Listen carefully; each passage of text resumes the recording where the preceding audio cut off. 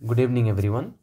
আজি আমি মেজাৰ্স অফ ডিসপাৰশন চ্যাপ্টাৰটো কৰিম ষ্টেটিষ্টিক্সৰ মেজাৰ্স অফ ডিসপাৰশন তো ডিসপাৰশন হয় কি বস্তু প্ৰথমতে ইয়াৰ মিনিংটো ক্লিয়াৰ কৰিলো সো ডিসপাৰশন হোৱা মানে কিমান দূৰত গৈ আছে যিকোনো ডাটা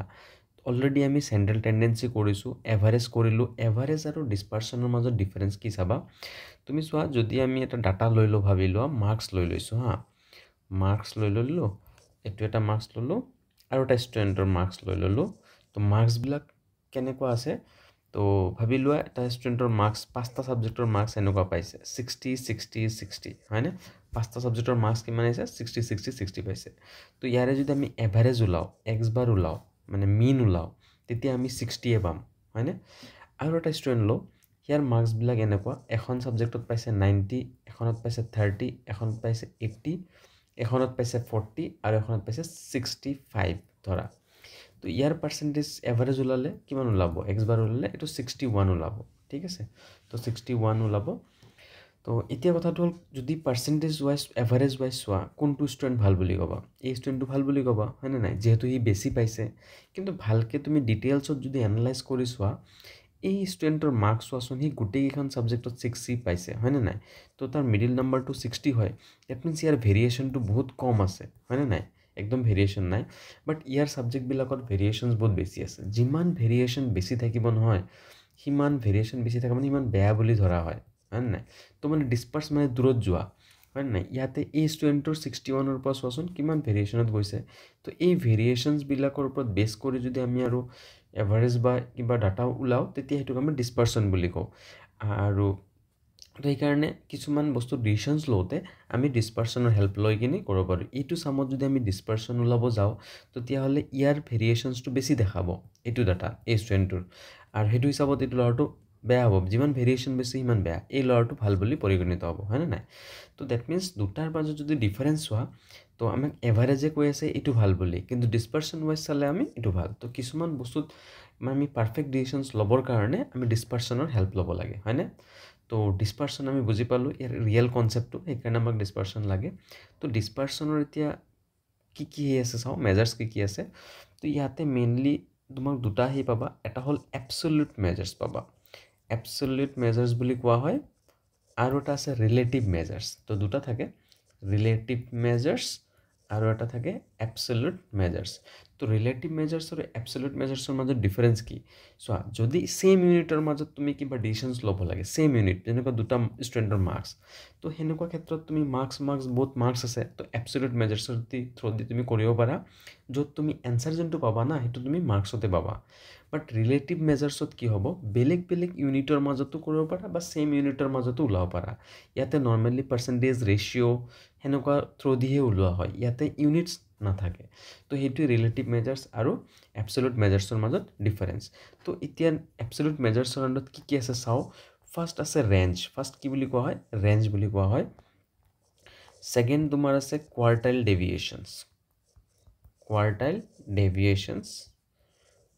ডেভিয়েশনস আমি শৰ্টত QD বুলি লিখিব পাৰো থাৰ্ড আছে মিন ডেভিয়েশন থাৰ্ডত আমি কি পাম মিন ডেভিয়েশনক আমি MD দি শৰ্ট ফৰ্মত লিখিব পাৰো ফোৰ্থ আছে স্ট্যান্ডাৰ্ড ডেভিয়েশন এটো ইম্পৰ্টেন্ট হয় সবতকে স্ট্যান্ডাৰ্ড ডেভিয়েশন বেছি ইউজ হয় তো আমি পাই গলো ৰেঞ্জ পালো কোয়াৰ্টাইল ডেভিয়েশন পালো মিন ডেভিয়েশন স্ট্যান্ডাৰ্ড ডেভিয়েশন সেম বস্তু যদি ৰিলেটিভ মেজাৰ্সত উলাব যাও তেতিয়া কি হ'ব জানানে তেতিয়া আমি এই ৰেঞ্জত আমি এইটো কোএফিচিয়েন্ট বুলি কম কোএফিচিয়েন্ট অফ ৰেঞ্জ লগাই দিবা দুই নম্বৰত কি হ'ব same coefficient of quartile deviation third coefficient of mean deviation fourth coefficient of standard deviations ঠিক আছে তো মই প্ৰথমতে ফৰ্মুলা দিলো ফৰ্মুলা দিয়াৰ পিছত আমি সাম কিছুমান কৰিম তো ঠিক আছে ফাৰ্স্টত মই ৰেঞ্জৰ ফৰ্মুলা দিও ঠিক আছে সো ফাৰ্স্ট আমি যাও ৰেঞ্জ তো ৰেঞ্জৰ ফৰ্মুলা কি ৰেঞ্জৰ ফৰ্মুলা হল L minus S L মানে হল লাৰ্জেষ্ট আৰু S মানে হল স্মলেষ্ট তো লাৰ্জেষ্ট আৰু স্মলেষ্ট মানে বাৰ ডিফাৰেন্স উলাই দিবা ৰেঞ্জ পাই যাবা আৰু এইটোৰে আমি যদি কোএফিচিয়েন্ট উলাব যাও না কোএফিচিয়েন্ট কোফিচিয়েন্ট অফ যদি ৰেঞ্জ ওলাব যোৱা তেতিয়া ফৰ্মুলা কি ইউজ কৰিবা L - S ডিভাইড বাই কৰি দিবা L + S কৰি দিলে তুমি ৰেঞ্জ পাই যাবা তো ৰেঞ্জৰ এইটো ফৰ্মুলা হয় L - S divide by L + S coefficient of range 2 নম্বৰত আমি যাওঁ 2 নম্বৰত আমি আছিল কোয়াৰ্টাইল ডেভিয়েশন তো কোয়াৰ্টাইল ডেভিয়েশনৰ ফৰ্মুলা কি কোয়াৰ্টাইল ডেভিয়েশনৰ ফৰ্মুলা হ'ল half of Q3 - Q1 already Q3 আৰু Q1 ওলোৱাটো আমি এভাৰেজ চেপ্টাৰৰ চেন্ট্ৰেল টেন্ডেন্সি চাইছিলোঁ তো সেইটো ইয়াতে Q3 আৰু Q1 ওলাম আৰু ইয়াতে পুট কৰি দিম তো আমি এনসাৰ পাই যাম Q3 আৰু Q1 পাই যাম আৰু যদি কোফিচিয়েন্ট ওলাব লাগে কোফিচিয়েন্ট অফ তোমাৰ হে লাগে কোয়াৰ্টাইল ডেভিয়েশন তেতিয়া আমি কি কৰিম Q3 - Q1 ডিভাইড বাই আকৌ Q3 + Q1 কৰি দিবা তো এইটো ফৰ্মুলা আন্ডাৰত তুমি কোফিচিয়েন্ট পাই যাবা কোফিচিয়েন্ট অফ QD এটা আমি MD আহো MD মিন ডেভিয়েশন তো মিন ডেভিয়েশনৰ ফৰ্মুলা কি মিন ডেভিয়েশনৰ ফৰ্মুলা হ'ল summation modulus D ডিভাইড বাই N এটো কৰি দিলে তুমি পাই যাবা কিন্তু এটো কোনটো সিৰিজ জানানে এটো হল ইন্ডিভিজুয়াল সিৰিজৰ হে ফৰ্মুলা এটো summation modulus D বাই N ওলাব লাগিব আৰু যদি তুমি simple frequency distribution বা group frequency distributions or MD ওলোৱা তেতিয়া আকৌ ফৰ্মুলাটো বেলেগ হৈ যাব তেতিয়া হ'ব summation F modulus D বাই N আৰু modulus D মানে কি যদি বুজি পোৱা নাই তেতিয়া হলে এটো আমি কৰিম কি জানে x মানে জানা x ৰ পৰা আমি তুমি যদি মিন মাইনাস কৰি দিয়া মানে x বাৰ পাই যাবা বা x মাইনাস মিডিয়ান কৰিলেও পাই যায় আন নহলে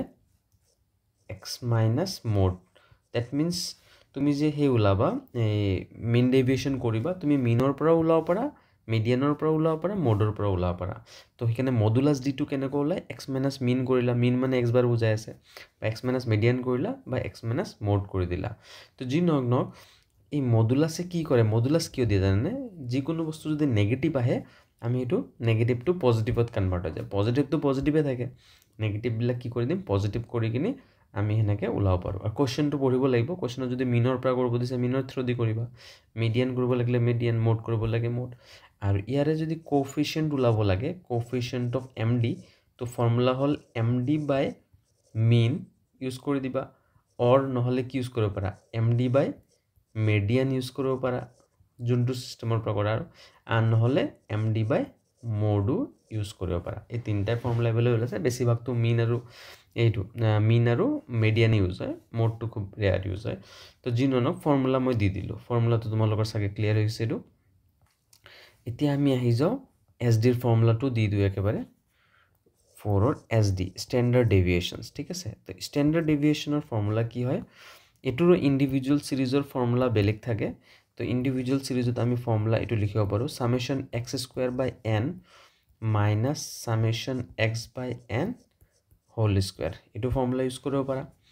আৰু নহলে simple frequency distribution and group frequency distributionৰ ফৰ্মুলাটো অলপমান বেলেগ কৰি দিলে হল কেনেকে এটো তাতে আহি যাব f এটা আহি যায় summation f² / n আৰু ইয়াতে আমি n টো ক্যাপিটাল লেটাৰ ইউজ কৰো যেহেতু simple frequency number of student বেশি থাকে হয়নে আৰু ইফালে minus summation fx/n whole square তো এই দুটা ফর্মুলাতে হৈ গৈ আছে কিন্তু মেথড আছিল মনত আছে এজিউম মিন মেথড আছিল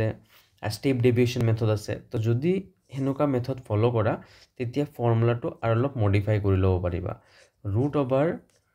summation d²/n minus summation d/n whole square এটো ফৰ্মুলা ইউজ কৰি কিনিও তোমালোকে কৰিব পাৰা আৰু এটোৰ ক্ষেত্ৰত আমি √/ কি লিখিম summation fd²/n minus summation fd/n whole square হৈ গল তো এইখিনি আমি কৰিব পাৰো আৰু যদি তোমাক হে দিয়ে fd ইউজ কৰি কেতিয়াবা d ডেশও ইউজ কৰো এনে নাই d ডেশ যদি ইউজ কৰা তেতিয়া হলে কি হ'ব d ডেশ ইউজ কৰিলে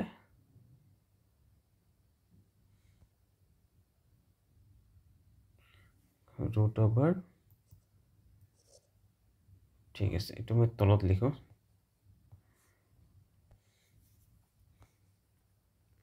ইন্ডিভিজুয়াল সিৰিজৰ ক্ষেত্ৰত SD ক আমি সিগমা দিও ডিনোট কৰিব পাৰো এইটো ফৰ্মুলা হৈ যাব এইটো summation d dash square by n minus summation d dash by n whole square বাহিৰত এটা h multiply কৰিবা ঠিক আছে h লিখে কিছুমান i লিখে বা c লিখে তো যি নহওক এনেকৈ লিখিব পাৰিবা আৰু তোমাৰ simple frequency distribution আৰু group frequency distribution or formula to SD ক আমি symbol sigma দি ডিনোট কৰি দিম ইয়াতে হ'ব summation f d dash square by n minus summation f d dash by n whole square into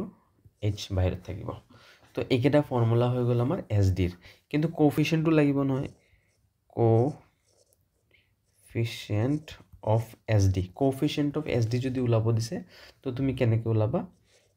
SD by AM coefficient of SD কেনেকৈ ওলাবা SD by AM Saddam মানে SD by AM কৰি দিলে হ'ব আৰু এটা থাকে কোএফিচিয়েন্ট অফ ভেৰিয়েশন বুলি কয় coefficient of variation যদি থাকে তেতিয়া হলে SD by AM into কৰি দিবা 100 আৰু variance বুলি কেতিয়াবা কৈ দিয়ে variance মানে মত ৰাখিবা variance মানে হল sigma square তো sigma square থাকা মানে এই যে ফৰ্মুলা বিলাক যিমান দিছিল নহয় তাৰে পৰা ৰুট টো গায়ব কৰি দিবা ৰুট যদি গায়ব কৰি দিয়া হেতুৱে ভেৰিয়েন্স হয় ৰুটটো লিখিব না লাগে ফৰ্মুলাটো যেতিয়া ভেৰিয়েন্স ওলাব দিব তো তুমি কত ৰুট নি লিখিবা তো ৰুট যদি নিলিখা তেতিয়া হলে এটো ভেৰিয়েন্স হৈ যাব অকল ভেৰিয়েন্সৰ ভিতৰত তুমি যোনটো সিম্পল ফ্ৰিকুৱেন্সিৰ ভেৰিয়েন্স আছে না তাতে অকল ফৰ্মুলাটো চাবা মই যদি সোৱা এই বস্তুটোত এটো যদি মই এটা হোল স্কয়াৰ কৰি দিও ইফালে সিগমা স্কয়াৰ হৈ যাব ইফালে ৰুটটো কাটি যাব কিন্তু h2 কি হ'ব জানে h2 স্কয়াৰ হৈ যাব তো ফৰ্মুলা এতে বহুতে স্টুডেন্ট এটো কৰোতে ভুল হৈ যায় স্টুডেন্ট বিলাকৰ তো ভেৰিয়েন্সৰ ফৰ্মুলা মত ৰাখিবা ভেৰিয়েন্সৰ আৰু sigma square formula to root যদি use নকৰা আৰু তেতিয়া হলে এনেকুৱা হ'ব summation f d dash square by n minus summation f d dash by n whole square root to use কৰিব নোৱাৰা তো এটো থাকিব আৰু এটা h square into হৈ যাব h square হ'ব কিন্তু দেই square হৈ যাব তো এটো ফৰ্মুলা ইউজ কৰিলে তুমি ভেৰিয়েন্স পাই যাবা ঠিক আছে তো আমি এটা কাম কৰো এটা কোৱেশ্চনস লো আৰু সেই কোৱেশ্চনসটোৰ পৰা আমি গুটেখিনি উলাম অল তেতিয়া আমাৰ গুটে চ্যাপ্টাৰটো প্ৰ্যাকটিস হৈ যাব ঠিক আছে কোৱেশ্চনসটো হল এটো from the following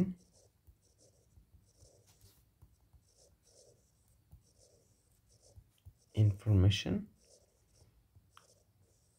calculate কি উলাম আমি ইয়াতে তোমাৰ ৰেঞ্জ উলাম QD উলাম MD উলাম SD উলাম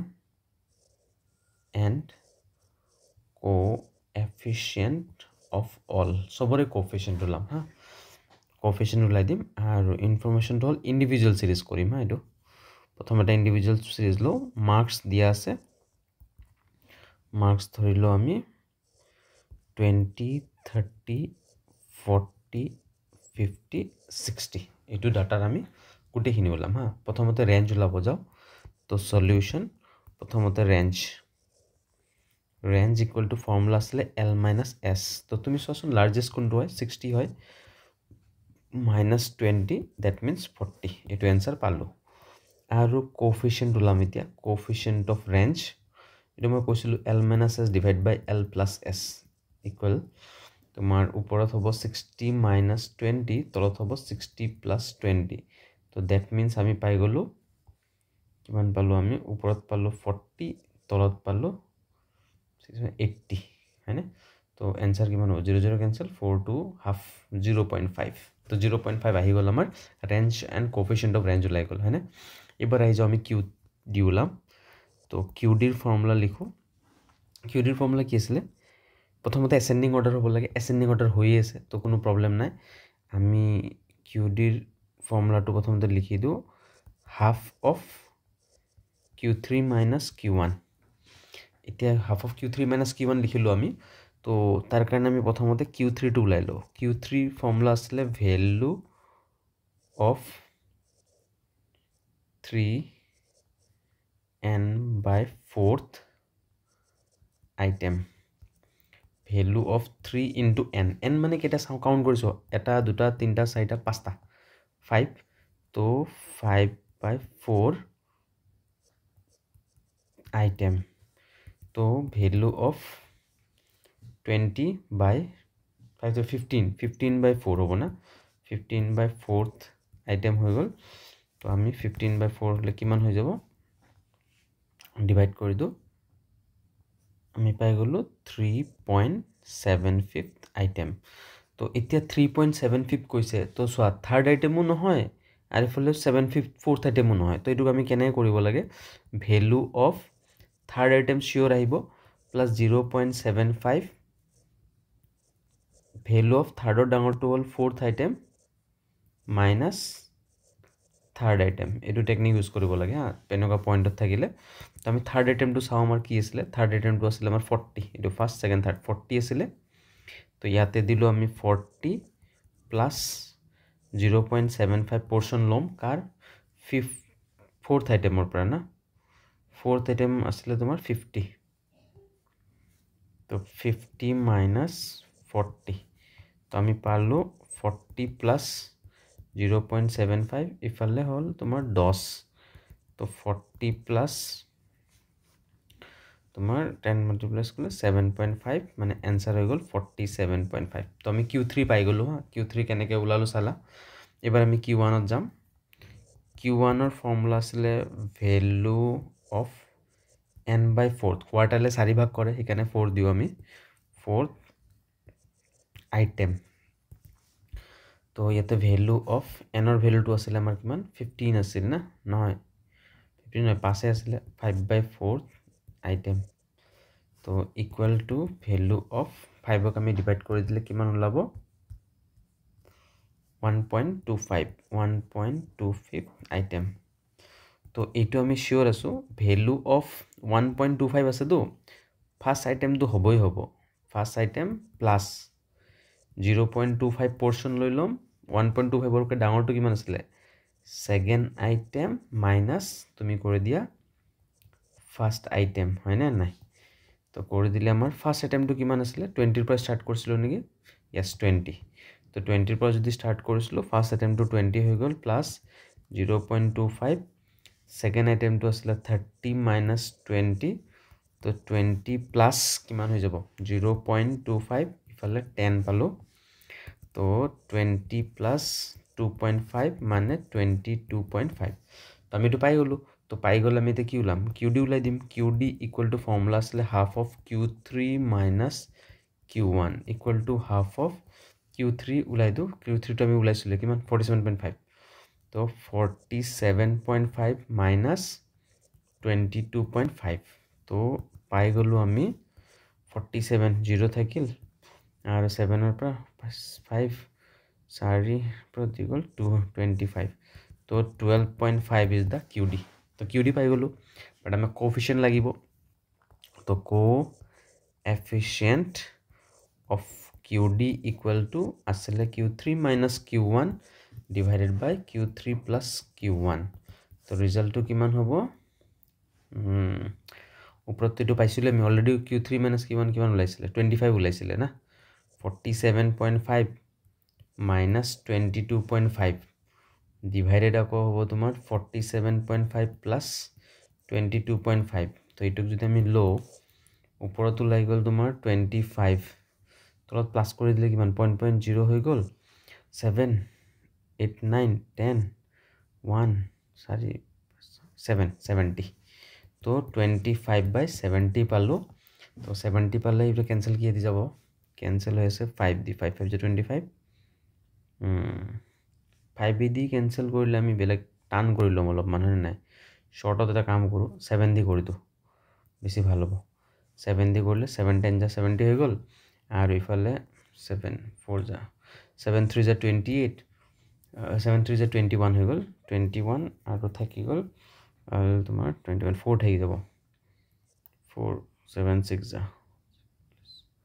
5 3.5 গৈ থাকিব এনেকৈ 10 আছে তো 0.35 is the answer of coefficient of Q D তো ঠিক আছে কিউ ডি পাই গ'লোঁ কেতিয়াবা কিন্তু এটা বস্তু সোধে হা ইণ্টাৰ কোৱাৰ্টাইল ৰেঞ্জ বুলি কয় ইণ্টাৰ কোৱাৰ্টাইল ৰেঞ্জ তো ইণ্টাৰ কোৱাৰ্টাইল যদি ৰেঞ্জ সোধে তেতিয়া তুমি অকল Q3 মাইনাছ Q1 ওলালে হৈ যায় আৰু বেলেগ একো কৰিব নালাগে Q3টো আমি পাইছিলোঁ 47.5 এইটো পাইছিলোঁ 22.5 তো তাৰ ডিফাৰেঞ্চটো পাইছিলোঁ 25 সেইটোৱে হ'ল ইণ্টাৰ কোৱাৰ্টাইল ৰেঞ্জ তো ইণ্টাৰ কোৱাৰ্টাইল ৰেঞ্জ যদি এক্সামত আহে কনফিউজ হ'ব দৰকাৰ নাই তুমি জাষ্ট Q3 মাইনাছ Q1 কৰিবা বাছ হৈ গ'ল এইটো কুৱেশ্যনত নাছিলে বাট আমি কৰি দিছোঁ অলৰেডি ঠিক আছে তো এইটো ক্লিয়াৰ হৈ গ'ল কিউ ডি হৈ গ'ল এম ডিত আহি যাওঁ ঠিক আছে এবাৰ এম ডি কৰোঁ হা এটা কুৱেশ্যনতে চব কৰি আছোঁ পূৰা চেপ্টাৰ খতম হৈ যাব তো আমি কৰিম এতিয়া এম ডি মিন ডেভিয়েশ্যন তো প্ৰথমতে আমি এক্স লিখি লওঁ আমাক দিছে 20 30 40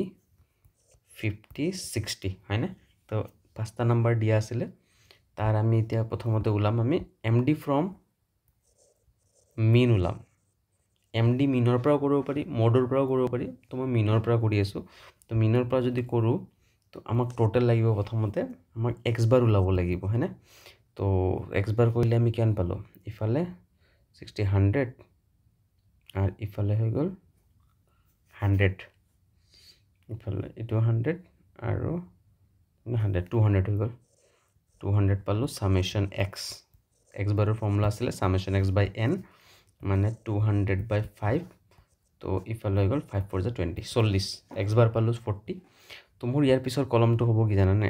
ডি ওলাব লাগিব মডুলাছ ডি আৰু মডুলাছ ডিৰ মিনিংটো কি জানানে মডুলাৰ ডিৰ মিনিংটো হ'ল এক্স মাইনাছ এক্স বাৰ মানে মিন তো 20 minus 40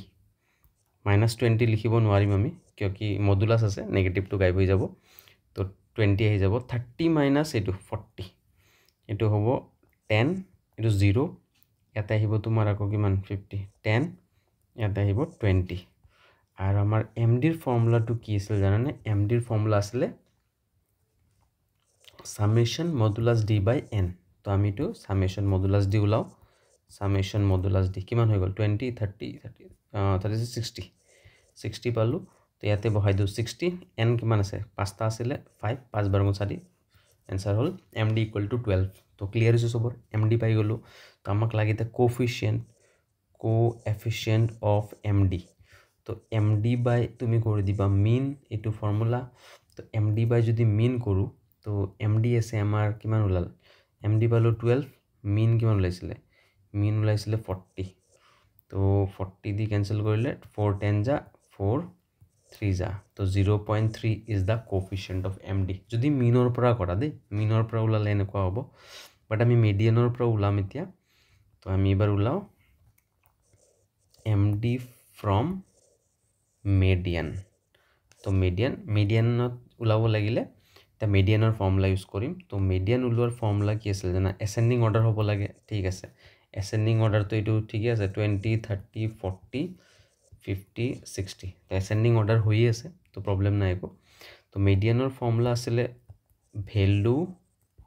of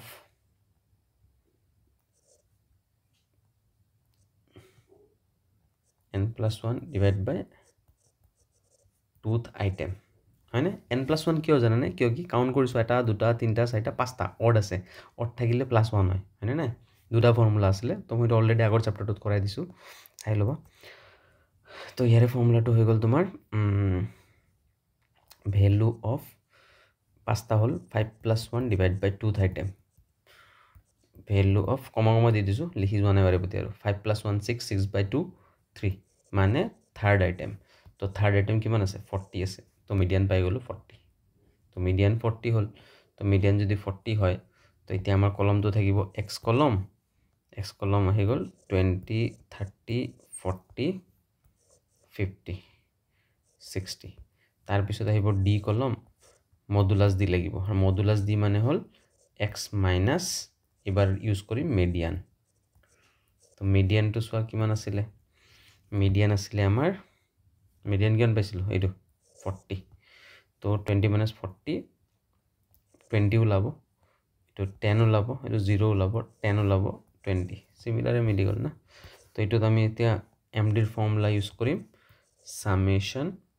modulus D by N. তো সামেশন মডুলাস ডি বাই এন কি হ'ব, এইটো হৈ গ'ল তোমাৰ সামেশন মডুলাস ডিটো ওলাই দিওঁ 60। তো ইয়াতে হৈ গ'ল 60/5 একে এনসাৰ ওলাল, দেখিছা না, MD/12 ওলাই গ'ল। আৰু কোএফিচিয়েন্ট যেটা ওলাম ইয়াতে MD/ এইবাৰ ইউজ হ'ব মিডিয়ান। তো MD/মিডিয়ান 12 ডিভাইডেড বাই মিডিয়ান ওলোৱা আছিলে 40, সেম এনসাৰ ওলাব মানে 0.3। ঠিক আছে, তো MDৰ পৰা ওলালেও সেমে ওলালে এনসাৰটো। তো আমি এইটো কৰি দিলোঁ, প্ৰচেছটো বুজি পাইছা, প্ৰথমতে মিডিয়ান ওলাই ল'ব লাগিব, তাৰপিছত গৈ কিনে আমি মডুলাস ডি ওলাব যাম। তো এইটো ইণ্ডিভিজুৱেল সিৰিজ কৰি আছোঁ। তো আমাৰ মিডিয়ান MD কৰি দিলোঁ, ইয়াৰে আমি এতিয়া SD যাম হা। SD চাবা standard deviation, standard deviation sigma দি ডিনোট কৰে। তো আমি এইটো কোৱেশ্চনৰ যদি SD ওলাও, প্ৰথমতে আমি কি কৰিম, x লিখি দিওঁ, xত আছিলে 20, 30, 40, 50 আৰু 60 হয়নে। তো প্ৰথমতে ফৰ্মুলাটো আমি লিখি লওঁ হা। SDৰ ফৰ্মুলা এইটো, SDৰ ফৰ্মুলা আছিলে √ওভাৰ summation x² by n minus summation x/n whole square. তো আমাক সামেশন x² আৰু সামেশন লাগিব না, xটো আছে আমাৰ তাত, x² নাই, তো x² ওলাই দিওঁ। তো 20ৰ স্কোয়াৰ কৰিলে কিমান হ'ব, 20 400 হ'ব না, এইটো 900 হ'ব, এইটো 1600 হ'ব, এইটো 2500 হ'ব, এইটো 3600 হ'ব। তো এইখিনি পালোঁ। আমি এতিয়া টোটেল কৰিম, এইটো সামেশন x ওলাম আৰু এটা সামেশন x² ওলাম। তো এইটো কৰোঁতে তো 200 পাই যাম, আৰু এইটো আমি যদি প্লাস কৰোঁ কিমান ওলাব, এইটো প্লাস কৰি দিওঁ কিমান হ'ব, 400 + 900 কিমান, 1300 না, 1300